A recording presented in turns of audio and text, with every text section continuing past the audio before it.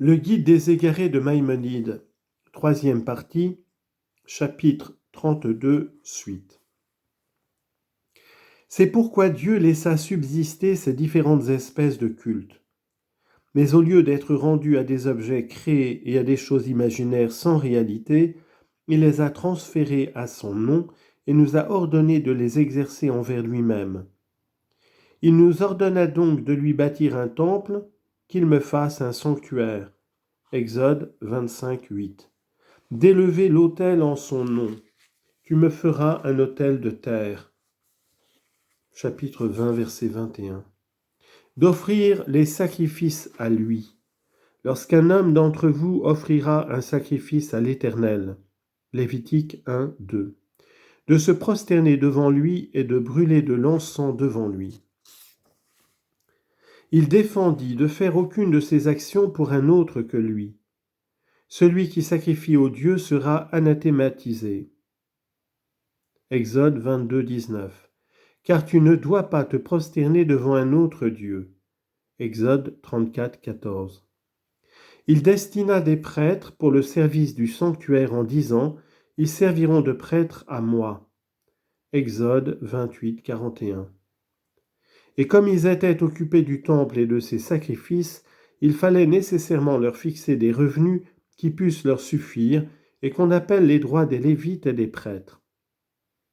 Cette prévoyance divine eut pour résultat d'effacer le souvenir du culte idolâtre et de consolider le grand et vrai principe de notre croyance, à savoir l'existence et l'unité de Dieu, sans que les esprits fussent rebutés et effarouchés par l'abolition des cérémonies qui leur étaient familières et hors desquelles on n'en connaissait point.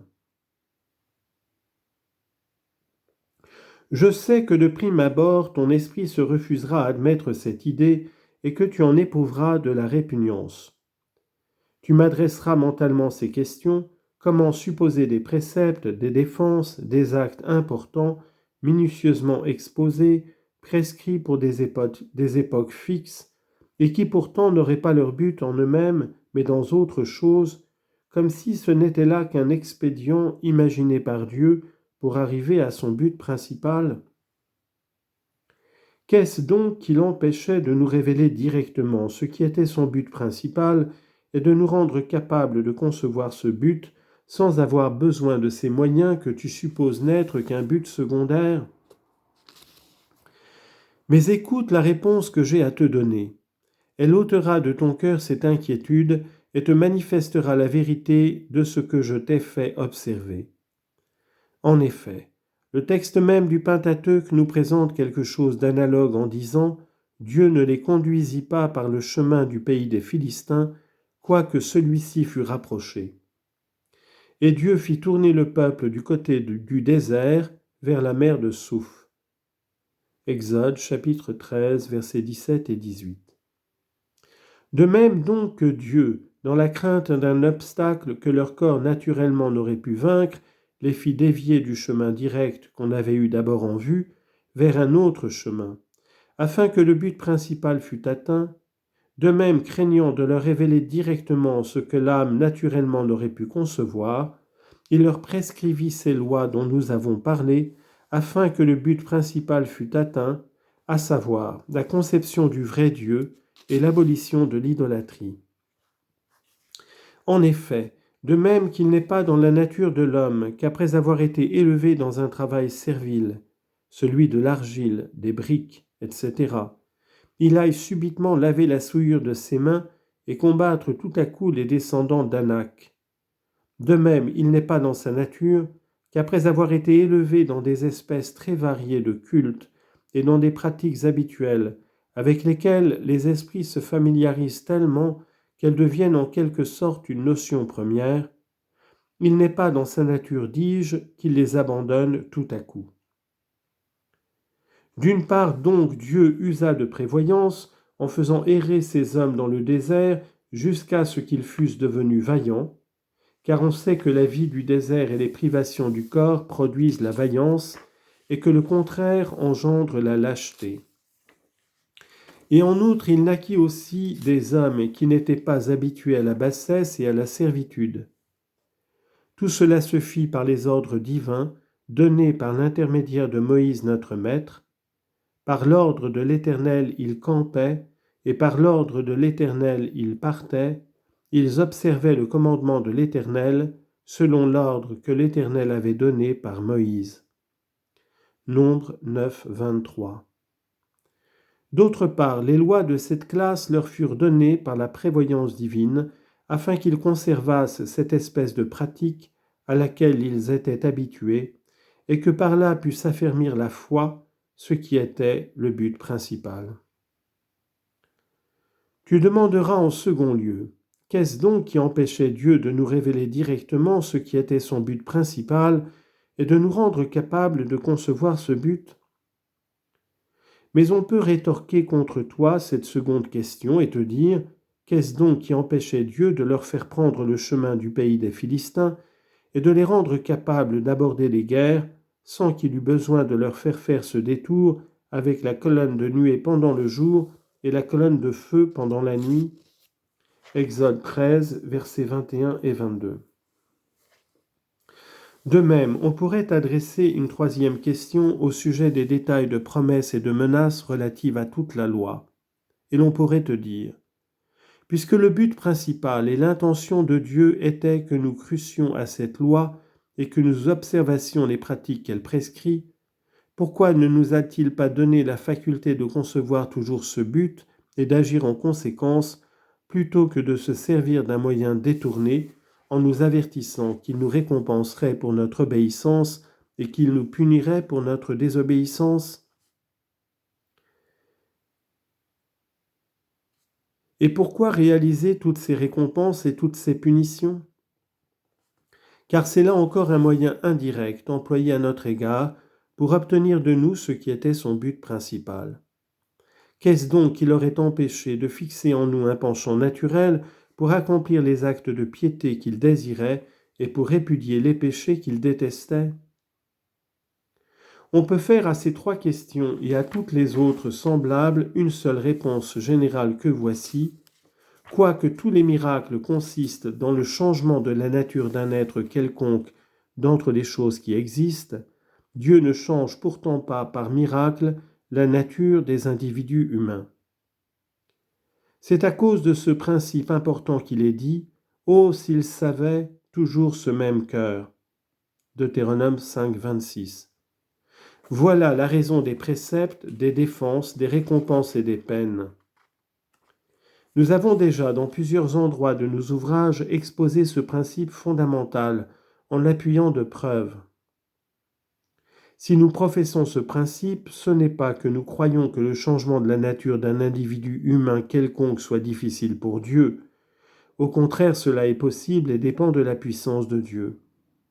Cependant, selon les principes contenus dans la loi du Pentateuque, il n'a jamais voulu le faire et ne le voudra jamais, car si c'était sa volonté de changer chaque fois la nature de l'individu humain à cause de ce qu'il veut obtenir de cet individu, la mission des prophètes et toute la législation seraient inutiles.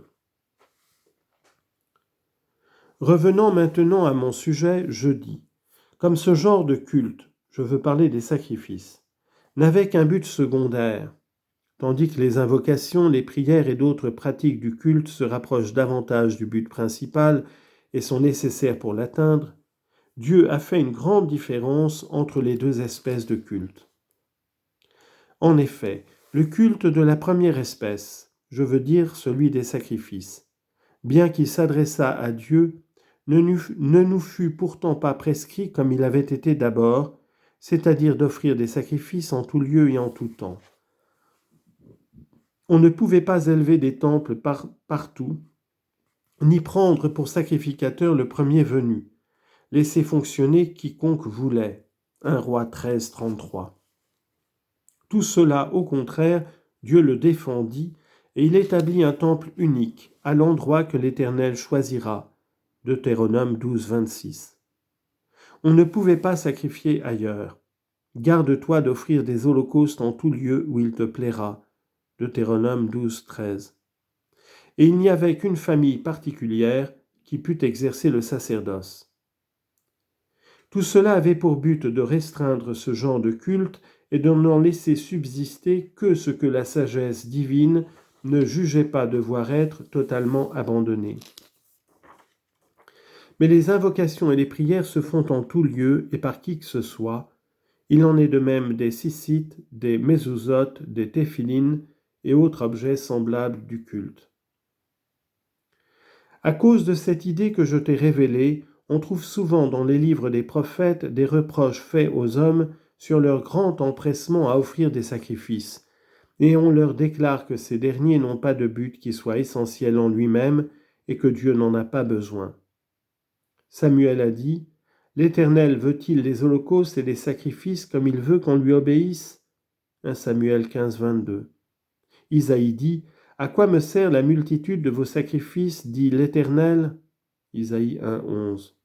Et Jérémie : « Car je n'ai point parlé à vos ancêtres, et je ne leur ai pas donné de commandement au sujet des holocaustes et des sacrifices, au jour où je les fis sortir du pays d'Égypte. Mais voici ce que je leur ai commandé, obéissez à ma voix, et je serai votre Dieu, et vous serez mon peuple. » Jérémie 7, versets 22 et 23. Ce passage a paru difficile à tous ceux dont j'ai vu ou entendu les discours. Comment, disait-il, Jérémie a-t-il pu dire de Dieu qu'il ne nous a rien prescrit au sujet des holocaustes et des sacrifices, puisqu'un grand nombre de commandements ne se rapportent qu'à cela ? Mais le sens de ce passage revient à ce que je t'ai exposé. Ce que j'ai principalement pour but, dit-il, c'est que vous me serviez et que vous n'adoriez pas d'autre que moi. Je serai votre Dieu et vous serez mon peuple. La prescription d'offrir des sacrifices et de vous rendre au temple n'avait d'autre but que d'établir ce principe fondamental, et c'est pour cela que j'ai transféré ces cérémonies à mon nom, afin que la trace de l'idolâtrie fût effacée et que le principe de mon unité fût solidement établi. Mais vous avez négligé ce but, et vous vous êtes attaché aux moyens, car vous avez douté de mon existence. Ils ont renié l'Éternel et ils ont dit : « Il n'est pas. » Jérémie 5, 12.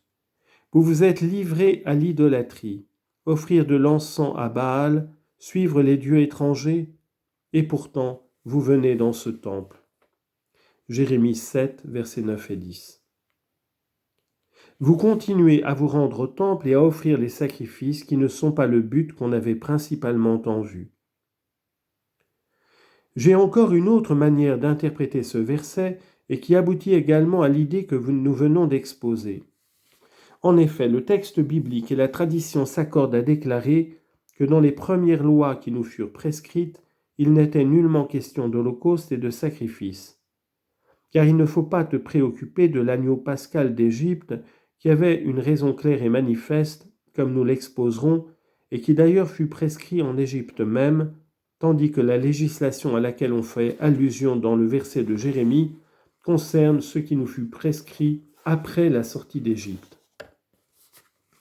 C'est pourquoi on fait dans ce verset cette restriction expresse au jour où je les fis sortir du pays d'Égypte. Car les premiers préceptes donnés après la sortie d'Égypte furent ceux prescrits à Mara, où il nous dit : « Si tu obéis à la voix de l'Éternel ton Dieu. » Exode 15, 26. Là, il lui proposa des statuts et des lois. Verset 25. La tradition vraie dit : à Mara, on a prescrit le sabbat et les lois civiles. Donc, par statut, on fait allusion au sabbat et aux lois, et par loi aux lois civiles, qui ont pour objet de faire cesser l'injustice. Ici donc, il s'agit du but principal, comme nous l'avons exposé. Je veux dire qu'il s'agit d'abord des plus hautes vérités de la foi, comme la nouveauté du monde, car tu sais que la loi du Shabbat nous a été prescrite surtout pour consolider ce principe fondamental, comme nous l'avons exposé dans ce traité. Outre les idées vraies, on avait aussi pour but de faire cesser l'injustice parmi les hommes. Il est donc clair que dans les premières lois, il ne s'agissait point d'holocauste et de sacrifice, car ceux-ci n'ont qu'un but secondaire, comme nous l'avons dit. La même idée qu'exprimait Jérémie est aussi exprimée dans les psaumes sous forme d'exhortation à la nation tout entière, qui ignorait alors le but principal, qu'elle ne distinguait pas du but secondaire. Écoute mon peuple, que je parle, Israël, que je t'avertisse, je suis Dieu, ton Dieu. Je ne te réprimande pas au sujet de tes sacrifices, de tes holocaustes, qui sont toujours là devant moi, mais je n'accepte pas de taureaux de ta maison, ni de boucs de tes parcs. Psaume 50, versets 7 et 9. Partout où cette idée a été répétée, on a eu le but que j'ai indiqué. Il faut bien te pénétrer de cela et y réfléchir.